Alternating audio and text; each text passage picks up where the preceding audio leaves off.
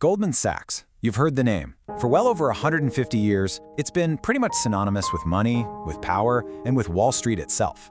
This is a firm that has financed entire industries, advised governments, and really, truly shaped the global economy. But its story, well, it's a total paradox. How does a company that's celebrated as a pillar of finance also get branded as one of its greatest villains? Let's dive into the 150-year gamble that is Goldman Sachs.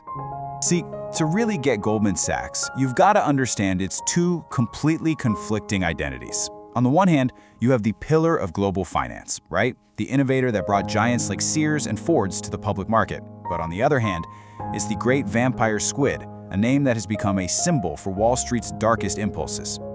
And that infamous nickname? It comes from this incredibly vivid description, written by journalist Matt Taibbi, right in the middle of the 2008 financial crisis. It was just so potent because it perfectly captured all the public's rage, and it created an image of the firm that, frankly, has stuck ever since. And we're going to see exactly why that image became so powerful in just a minute. So how on earth does a firm that started in a basement, literally next to a coal chute, become a global juggernaut? Well, the story starts with a series of really shrewd moves, and a guiding philosophy that would define its culture for more than 100 years.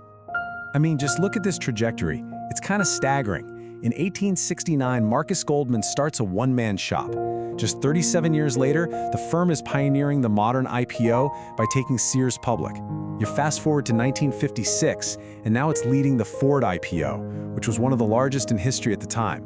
This wasn't just about getting bigger. It was about inventing the very tools of modern finance.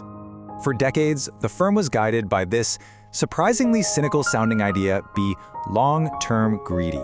The whole point wasn't to make a quick score. Nope. It was about prioritizing long-term relationships and your reputation, even if that meant making a smaller profit today. This philosophy built a culture of success and a reputation that would eventually get pushed right to its breaking point. And this right here, this is a huge shift in the firm's DNA. For 130 years, Goldman was a private partnership.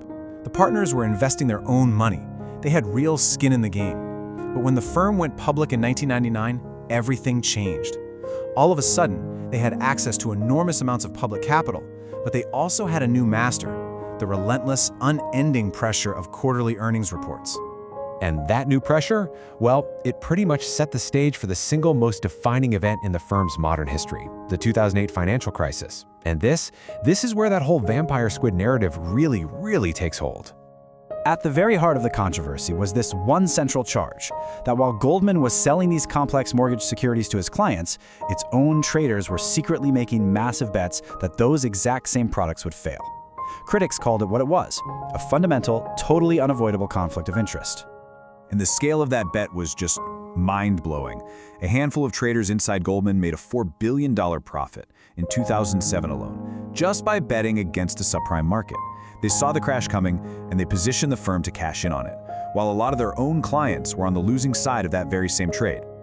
Okay, so the Abacus deal, this thing became the poster child for these conflicts. Let me break it down. Step 1, Goldman creates a complex security. Step 2, and here's the twist, it allegedly lets a hedge fund that was betting on failure help pick the assets inside of it. Step 3, it sells the product to investors without telling them that crucial detail. So of course, when the deal cratered, just like the hedge fund predicted, investors lost $1 billion and the hedge fund made $1 billion. So the fallout from all this led to a big lawsuit from the Securities and Exchange Commission. In the end, Goldman settled for $550 million, a huge number at the time. But, and this is a common practice, they did it without ever admitting or denying that they'd actually committed fraud. They only admitted that their marketing materials had incomplete information. So yeah, the 2008 crisis and that whole Abacus scandal, that really cemented Goldman's controversial reputation. But the firm's power wasn't just in making markets, it was also in its deep ties to governments and its role in other global scandals that just kept it in the headlines. This has led to the nickname Goldman Sachs. And when you look at the list of alumni and top government jobs, I mean, it is extraordinary.